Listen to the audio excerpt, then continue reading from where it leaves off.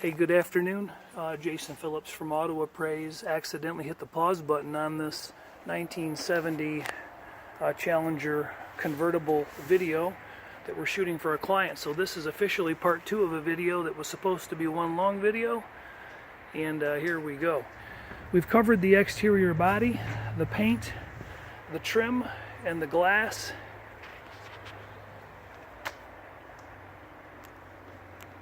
And we've covered the floors and the frame.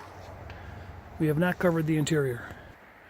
H6XW trim code is a white vinyl high back bucket interior. This console is original. It's in very nice shape. The console door works. There's a little bit of pitting on the slapstick trim. Rim blow steering wheel, the owner claims works a little bit. Standard gauges with a tachometer added in an original blank area. Upgraded radio with an iPod connect in the ashtray. Dash pad shows very nicely with no heat cracks or shrinks that I could see. Seat covers look like they're very nice replacement units. A little bit of general dirt and light entry wear there on the bolster on the driver's side. Seat belts both retract as they should. Carpet kit and mats have been changed. Door panels look good. I believe them to have been changed as well. Door skin lips are really nice. We didn't cover those. Rubber seal kit has been replaced around the car mostly, except for these quarter window strips. Color's pretty good in the body. There's just a few little small spots where there's still evidence of some yellow that could be touched over. Some of that's in the engine bay as well. Doors open and close nicely. Sill covers have been changed. Quarter panel trim shows nice. I do believe the hardware and the regulators in the vehicle are probably all original. Boot cover is kind of yellowed. The top is new. We're going to show that at a later juncture in this video. Glove box opens and closes as it should. Console lid opens and closes as it should.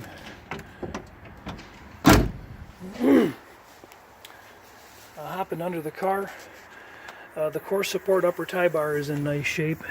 Evidence of original VIN stamp there. Heavy duty radiator, big block style radiator they used in air conditioned cars, and that seems to be in good shape. Antifreeze is full and green. Engine oil is full.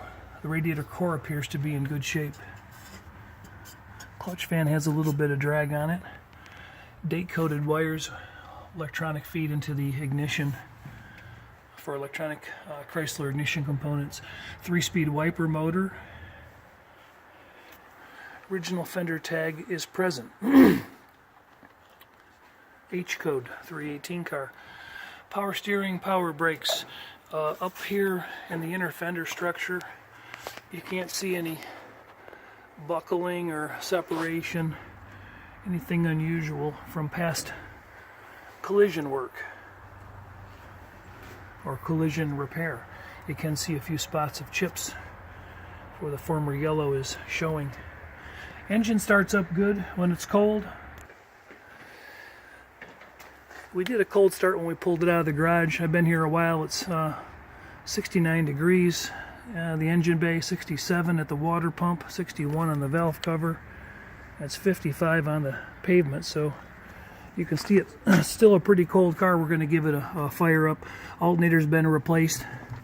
Aftermarket dual feed Holley with a fuel pressure gauge added. Electric choke. Replacement heater motor. Flow valve rather. There you go. Replacement lid. It's in good shape. Engine bay is in good shape overall. Back side of the hood, a little bit of dirt in the paint. Presents, decent. But at a local show, that's pretty. The engine paint's in nice shape. So again, you want to run the top up? Yeah. Yeah, sounds good. Inside the trunk, we have no mini spare. We do have a jack and a tool and a replacement mat. I pulled this up earlier. The floor pan has been changed. It's got a seam in the center of it, and been painted gloss black. But the pan is in good shape. Some original evidence of sound deadener. Tail panel is in good shape. Some scrapes in the paint, but nothing alarming. And again, a little bit of yellow paint showing here and there. Back side of the deck lid's got a little bit of blue showing. But added supports for the go wing, and the deck lid does stay up by itself, which is promising. So they put that reinforcement. That go wing was not part of this original package, so they put the heavier duty spring in there. A little bit of paint lifting and peeling in the jamb here and here. Tail panel will go across really quickly. It's very nice. Lenses are original. They're not bad. Very little bit of age to be discerned. Chrome on the bumper we talked about in the other video. And then a quick peek under the car. A little better view of some of the bubbling down low on the quarters, as shown in the earlier video. 8 3/4 rear end. Sway bar added. Leaves are in good shape. They've got a nice perch to them. Die holes look nice here. No elongations or tears on either side, all the way back to the back of the car. Gas tank looks good. I don't smell any gas or see any leaks on the ground. Quarter panel splashes. This is original quarter panel tab you can see there. The light's not that good, me shining into the light, but structure up there is in good shape.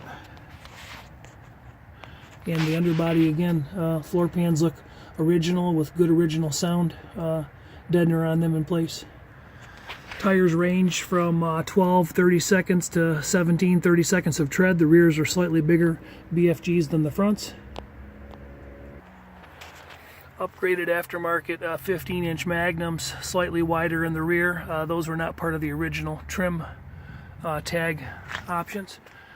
We got a sticker present and a dash VIN present and a cowl stamp VIN present and a core support stamp VIN present along with the fender tag VIN. Oil's clean and full. Tranny fluid was full and fairly clean, didn't smell burnt. All right, let's head down the road. There's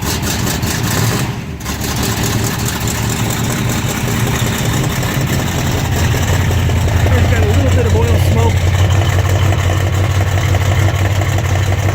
Maybe a little bit of rich burn.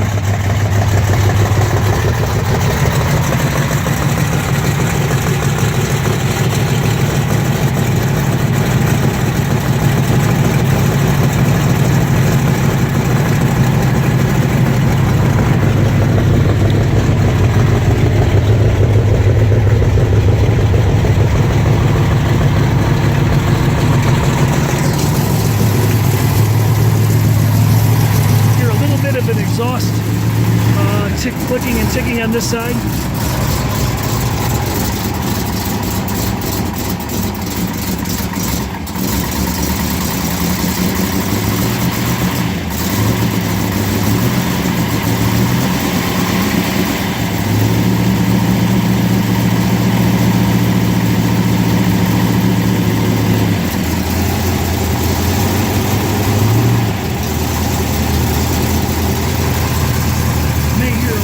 Wrist pin noise.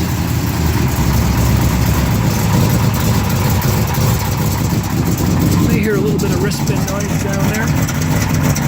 It's not too serious. We'll listen to it again when we get back.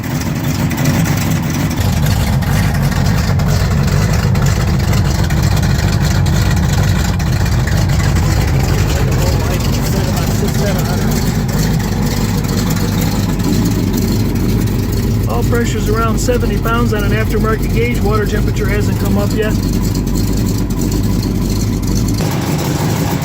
Yep. Yep. Yep.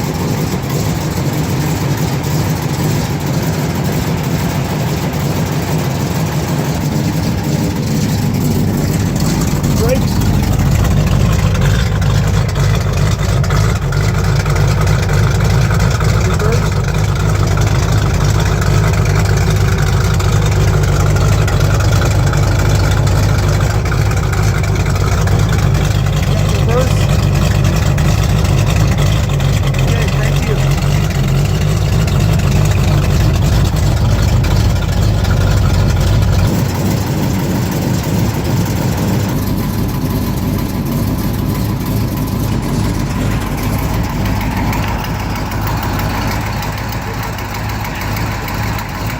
We'll lift the hood back up when we get back and check out on that tipping. All right.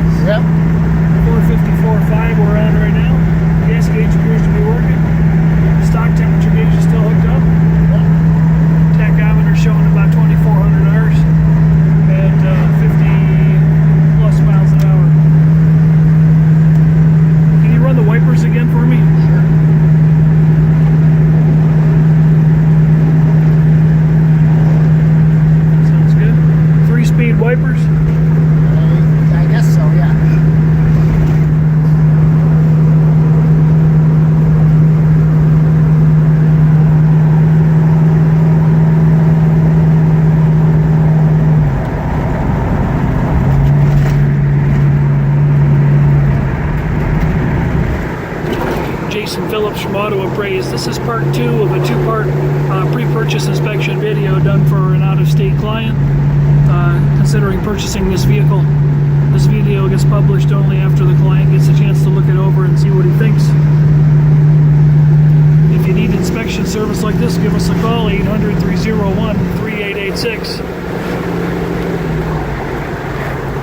Car's starting to come up with temperature now.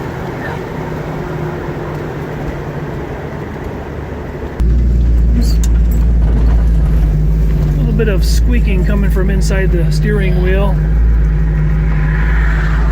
We're gonna turn around and do one more acceleration before the and then wrap it up. A little bit of a clunk coming from the rear end when you put it into gear.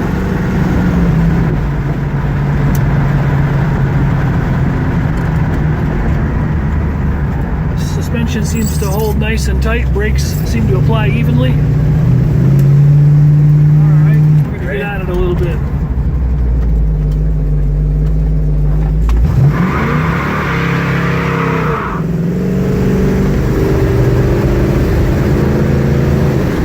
I think it's a posi.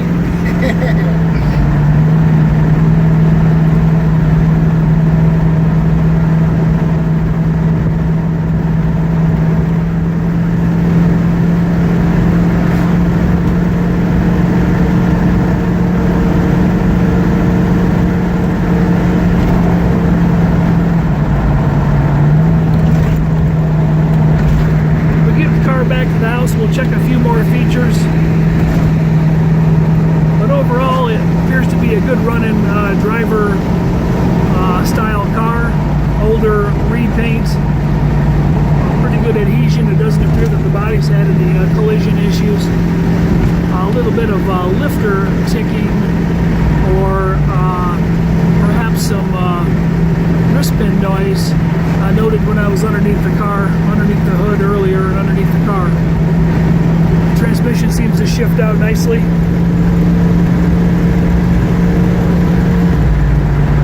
Can you let go of the wheel a little bit, stab on the brakes? Stab on the brake? Yeah, just to see if the car pulls much. It seems to stop nice and straight.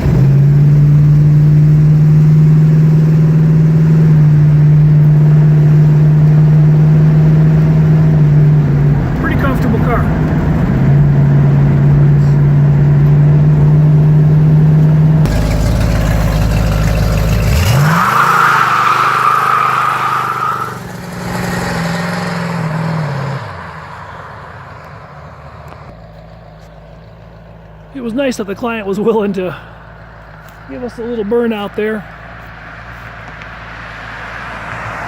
A little bit of lifter noise or exhaust noise coming out of the right bank. Not really sure what I'm hearing there. And that clunk in the rear end could be a U-joint.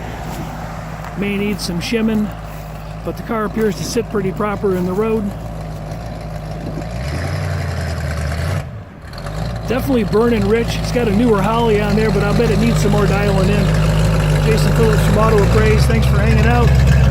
Part 2 of a 70 Challenger video. Pre-purchase inspection.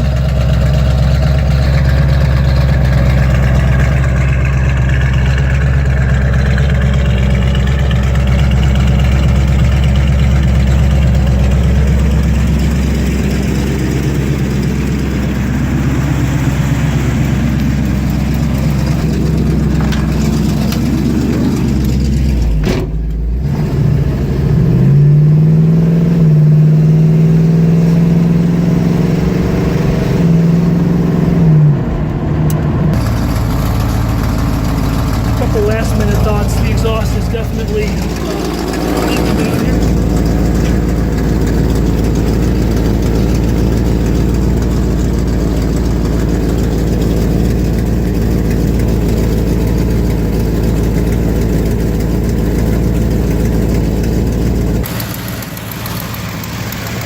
This sounds more like an exhaust leak than it does a lifter tick.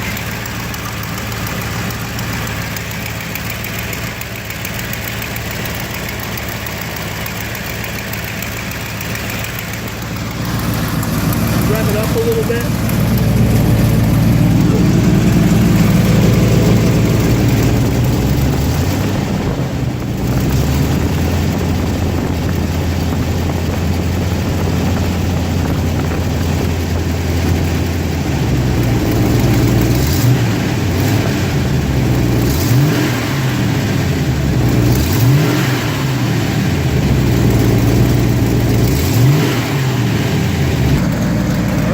About wraps it up.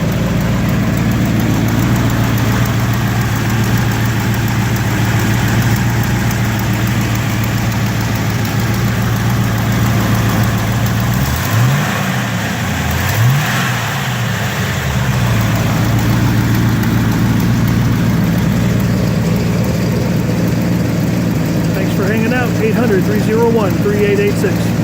AutoAppraise.com.